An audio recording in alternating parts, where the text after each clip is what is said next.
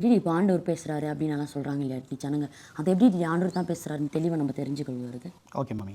இப்போ வந்து 3 விதமாக நம்ம வந்து சத்தத்தை கேட்குறோம். ஒன்று ஹியூமன் சவுண்ட், நமக்கு நம்மே ஆண்டவர் பேசுகிறான்னு நினைத்து கொள்வது. இன்னொன்று வந்து சாத்தான் வந்து ஆண்டவர் போலவே பேசுவான். அதுபோல் சாத்தான் பேச்சு கேட்டுட்டு நிறைய பேர் பிரச்சனையில் மாட்டிட்டு இருக்காங்க. இன்னொன்று கர்த்தரை நம்மோடு கூட பேசுவார். இப்போ நமக்குள்ளே எப்படி வாய்ஸ் வரும்னு சொல்கிறேன். ஒரு முறை 90s நான் ரட்சப்பட்ட புதுசு ஒரு பேக்கரிக்கு போகிறேன். அப்போ மஃபின்னு ஒன்று இருக்குது, அது வாங்க போகிறேன். அப்போ பாக்கெட்டில் காசு எடுக்கும்போது ₹25 இருக்குது. இப்போ ஒரு ₹300 நான் என்ன மதிப்போ அப்போ ₹25 அந்த மதிப்பு. அப்போ என் உள்ளத்தில் ஆண்டவர் பேசுகிறார், மகன் வீட்டுக்கு நிறைய வாங்கிட்டு போகணுன்னு தான் நான் பாக்கெட்டில் கொடுத்துக்கிறேன்னு.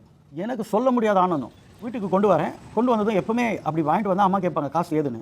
அன்றைக்கி ஏதோ ஒரு பிஸியாக இருக்காங்க ஃபேமிலியே, கேட்கல. ஏதுன்னு கேட்டாங்க, ஆண்டவர் கொடுத்தாருமான்னு சொல்லிட்டு போயிட்டேன். இது ஒரு கன்ஃபர்மேஷன் எனக்கு. என்ன அம்மா அடிப்பாங்க, ஆனால் ஏதுன்னு கேட்பாங்க, ஆனால் ஒன்றுமே கேட்கலையே, அப்போ ஆண்டவர் தான் கொடுத்துருக்காருன்னு. மறுநாள் அம்மாவோட கூட உன் பாட்டி மார்க்கெட்டுக்கு போகிறேன். அப்போ அம்மா கேட்குறாங்க, டைப்பிங் ஃபீஸ் காசு கொடுத்துன கட்டிட்டியான்னு. அப்போ தான் தெரிஞ்சிச்சோம், ஐயோ அது ஆண்டவர் பேசலையா, நம்மளே நினச்சிட்டுமான்னு.